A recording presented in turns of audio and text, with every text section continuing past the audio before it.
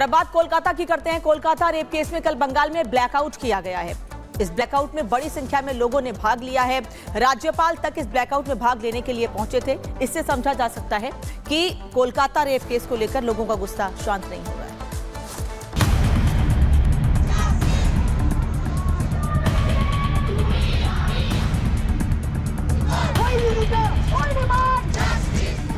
कोलकाता में doctor rape और murder के मामले में लोगों का आक्रोश बढ़ता ही जा रहा है।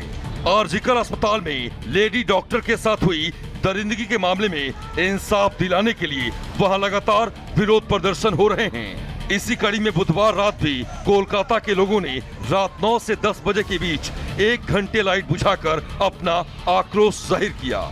इस विरोध प्रदर्शन में जहां बीजेपी के नेता शामिल हुए, तो वहीं कई नामचीन कलाकारों ने भी अपने घरों की लाइटें बुझाकर आरजीकर अस्पताल में हुए हैवानियत के खिलाफ अपना विरोध जताया।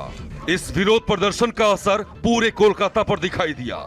सैकड़ों की संख्या में डॉक्टर और आम लोग कोलकाता की सड़कों पर कैंडल मार्च करते दिखाई दिए। विक्टोरिया मेमोरियल से लेकर शहर के कई इलाकों में आम लोगों ने लेडी डॉक्टर को इंसाफ दिलाने की इस मुहिम में हिस्सा लिया और हजारों की संख्या में शामिल होकर कैंडल मार्च निकाला। इस दौरान राजभवन में भी 1 घंटे का ब्लैकआउट रहा। पश्चिम बंगाल के राज्यपाल सीवी आनंद बोस ने भी आरजीकर मेडिकल कॉलेज में हुए रेप मर्डर केस के विरोध में मोमबत्ती जलाकर विरोध जताया। वहीं कोलकाता में हुए इस विरोध प्रदर्शन का असर दिल्ली में भी दिखाई दिया। यहां भी आरएमएल अस्पताल के डॉक्टर्स ने विरोध प्रदर्शन किया।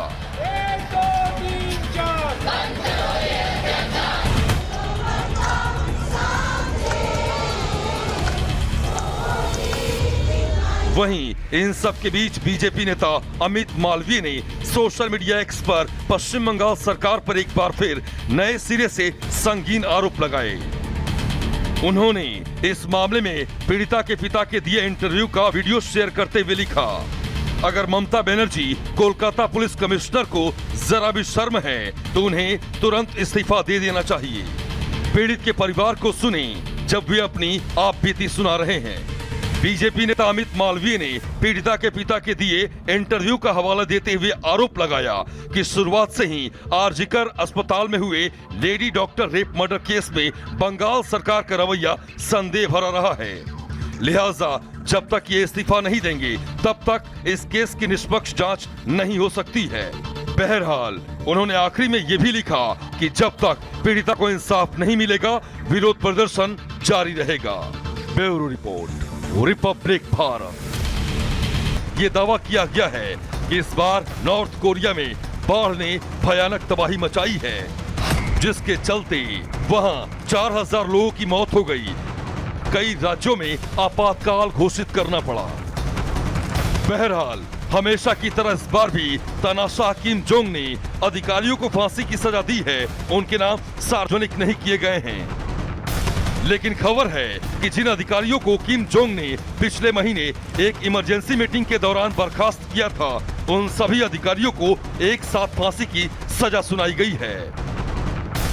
कुल मिलाकर नॉर्थ कोरिया एक बार फिर सुर्खियों में है और हमेशा की तरह इस बार भी चर्चा के केंद्र में सन की खुद है। Bureau report, Republic Bharat. और किम ने एक बार फिर एक ऐसा ऑर्डर दिया है, गुस्से में एक ऐसा ऑर्डर दिया है जिससे अब कई लोगों की जान पर बनाई है। 30 मर्डर की बात सामने आ रही है क्योंकि 30 अधिकारियों को फांसी की सजा सुनाई गई है। किम जोंग ने फांसी की सजा सुनाई है। 30 अधिकारियों को सजाए मौत का फरमान किम जोंग उन ने सुनाया है। बाढ़ से निपटने में नाकाम होने पर यह सजा सुनाई गई है। नॉर्थ कोरिया में बाढ़ से भयानक तबाही मची है और ये तबाही, ये मंजर किम जोंग उनको नागवार गुजरा है। बारिश, बाढ़ से कई हजार घर तबाह हो गए हैं और इसीलिए अधिकारियों को मौत का फरमान सुना दिया गया है। बाढ़ की चपेट में आने से 4000 लोगों की मौत हो गई है और 4000 लोगों की मौत का बदला 30 अधिकारियों को फांसी की सजा से किम जोंग उन ले रहा है। जुलाई में उत्तर कोरिया में बाढ़ आई थी और उसी में 4000 लोगों की मौत हो गई थी, जिसके बाद किम जोंग उन का पारा इतना ज्यादा चढ़ गया कि 30 लोगों को सीधे सजाए मौत सुना दी, वो जो अधिकारी हैं जिन पर जिम्मेदारी थी व्यवस्था को बनाए रखने की।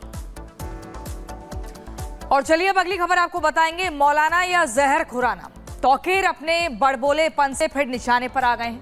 लेकिन संघ पर विवादित बयान देने वाले तौकीर रजा वक्फ संशोधन बिल के खिलाफ मुसलमानों को सड़क पर उतारना चाहते हैं। इसको लेकर शिया सुन्नी मुस्लिमों की बैठक हुई। आखिर पूरा मामला क्या है, इस रिपोर्ट में देखिए।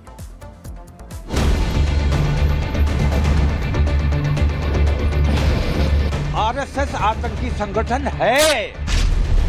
आरएसएस पर पाबंदी लगाई जानी चाहिए।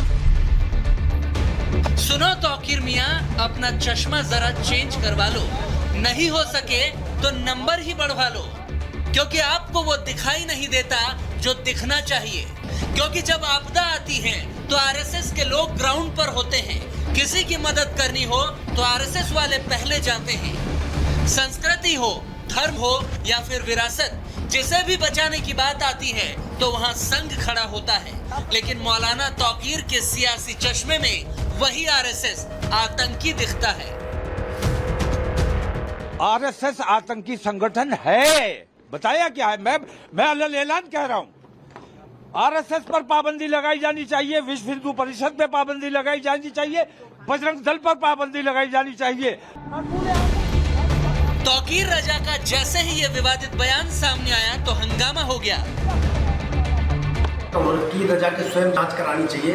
तौकीर रजा एक स्वयं का आतंकवादी है, देशद्रोही है। ऐसी सनातनी सभ्यता के मानने वाले तुम आतंकी संगठन बताते हो?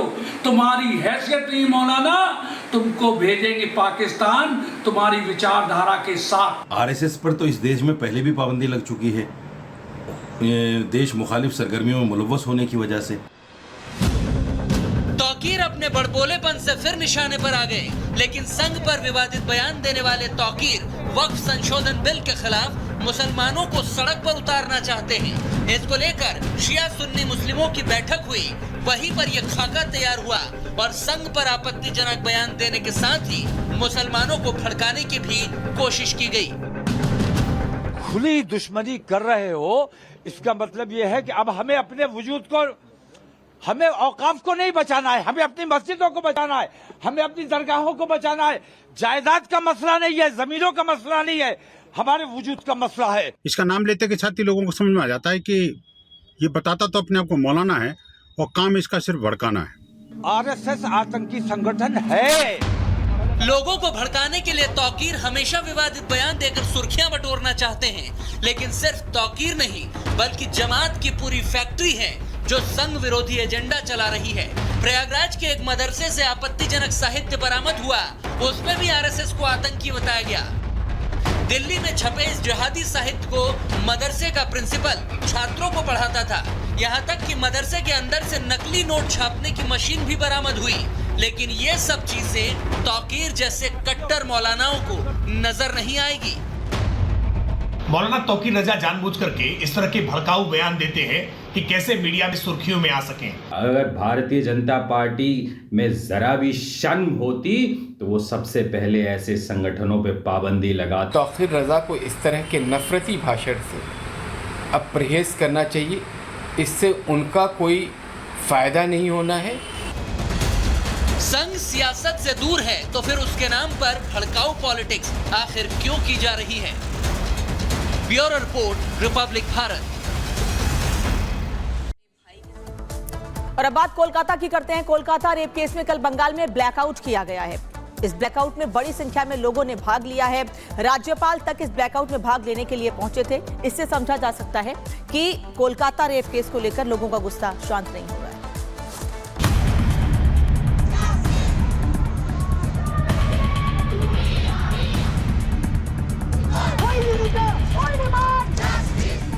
कोलकाता में डॉक्टर रेप और मर्डर के मामले में लोगों का आक्रोश बढ़ता ही जा रहा है। आरजीकर अस्पताल में लेडी डॉक्टर के साथ हुई दरिंदगी के मामले में इंसाफ दिलाने के लिए वहां लगातार विरोध प्रदर्शन हो रहे हैं। इसी कड़ी में बुधवार रात भी कोलकाता के लोगों ने रात 9 से 10 बजे के बीच 1 घंटे लाइट बुझाकर अपना आक्रोश जाहिर किया। इस विरोध प्रदर्शन में जहां बीजेपी के नेता शामिल हुए तो वहीं कई नामचीन कलाकारों ने भी अपने घरों की लाइटें बुझाकर आरजीकर अस्पताल में हुए हैवानियत के खिलाफ अपना विरोध जताया। इस विरोध प्रदर्शन का असर पूरे कोलकाता पर दिखाई दिया। सैकड़ों की संख्या में डॉक्टर और आम लोग कोलकाता की सड़कों पर कैंडल मार्च करते दिखाई दिए। विक्टोरिया मेमोरियल से लेकर शहर के कई इलाकों में आम लोगों ने लेडी डॉक्टर को इंसाफ दिलाने की इस मुहिम में हिस्सा लिया और हजारों की संख्या में शामिल होकर कैंडल मार्च निकाला। इस दौरान राजभवन में भी 1 घंटे का ब्लैकआउट रहा। पश्चिम बंगाल के राज्यपाल सीवी आनंद बोस ने भी आरजीकर मेडिकल कॉलेज में हुए रेप मर्डर केस के विरोध में मोमबत्ती जलाकर विरोध जताया। वहीं कोलकाता में हुए इस विरोध प्रदर्शन का असर दिल्ली में भी दिखाई दिया। यहां भी आरएमएल अस्पताल के डॉक्टर्स ने विरोध प्रदर्शन किया।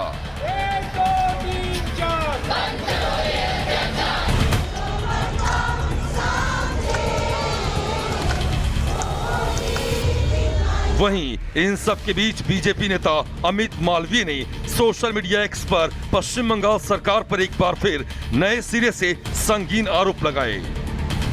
उन्होंने इस मामले में पीड़िता के पिता के दिए इंटरव्यू का